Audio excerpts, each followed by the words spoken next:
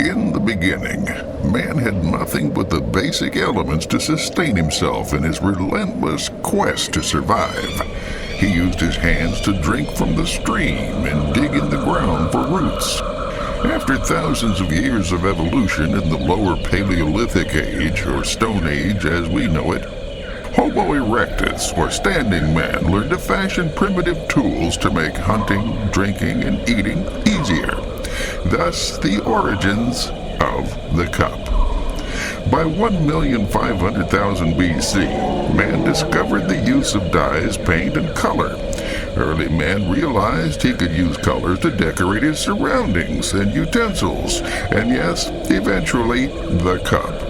But the primitive artwork, for lack of a better term, on this cup was so amateur, ugly, and just plain tacky that when its creator gazed upon it, his heart stopped. Now, legend has it that all who possess this cup and gaze upon it will suffer horrifying bad luck and even death. Thousands of years passed when a pair of aliens borrowed the cup to analyze it for magical powers. With no writing utensil, they gathered different letter-shaped stones with which to leave a note. One was overheard saying, "I got a C and a P." The other said, "I got a U, babe." At that moment, they professed their everlasting love, whether it be dark or sunny, and shared a drink. The alien leaders declared the cup to be toxic and sent it back to Earth. These aliens then placed the cup inside their Earth vault, the Great Pyramid, where it would never be seen or cause harm again. Or so they thought. For thousands of years, no one knew of the cup's location. Lo and behold, three kings who happened to be wise were searching for a very special birthday gift. Their search brought them to Egypt and eventually the cup. These three kings, did I mention they were wise? Being late for a very important birthday party, considered just Amazoning, but instead signed up for OnStar, for which they followed. And they arrived, on time I might add, to Manger's Hotel and Spa, for the party, of course. They bore gifts of frankincense, myrrh, and of course, the cup. The birthday boy was not impressed. As his mother put it, why in heaven's name would this kid need a magic cup?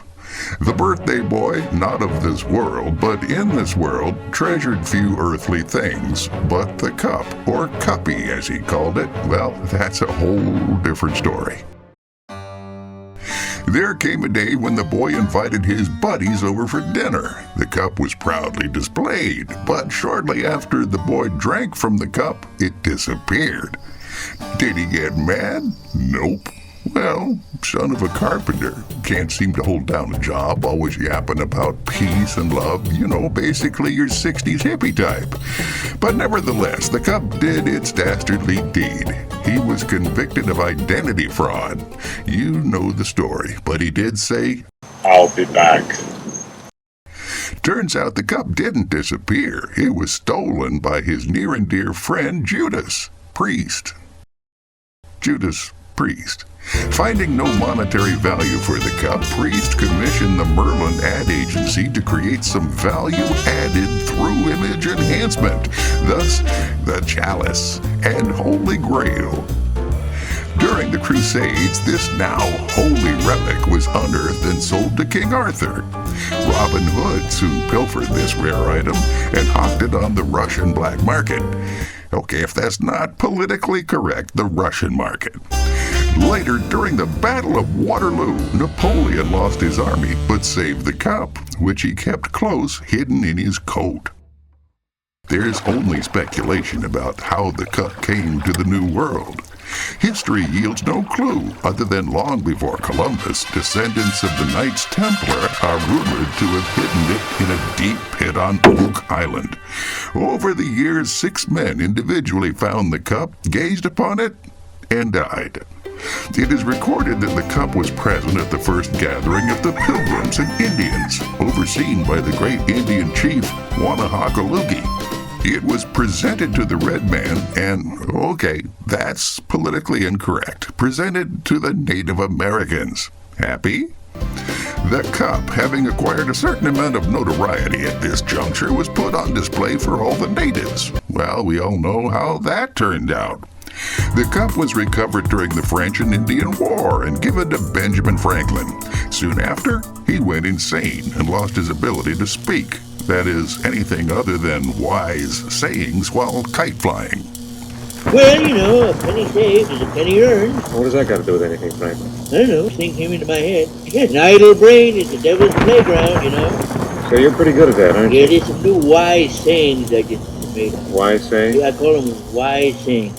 Oh, what can I do? Franklin transported the cup to Paris in 1789, where it was quarantined by customs and declared ugly.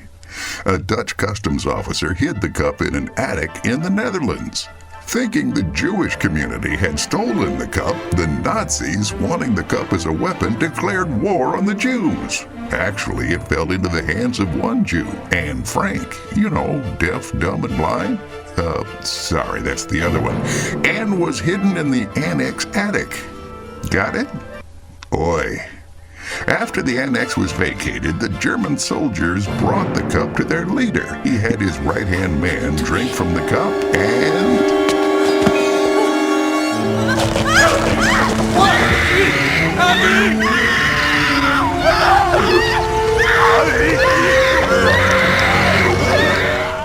Soon, the Supreme Leader shot himself and burned his own body. Later, an American soldier by the name of Forrest Stump, returned the cup to the United States for safekeeping. Subsequently, he had 3 heart attacks, a stroke, and a brain aneurysm, but not before passing the cup on to his family.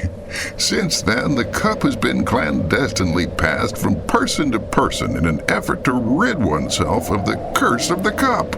So be careful, sleep lightly, always be alert, lest you become the keeper of the cup and suffer its mighty curse. It's like toilet paper on your shoe. It never goes away.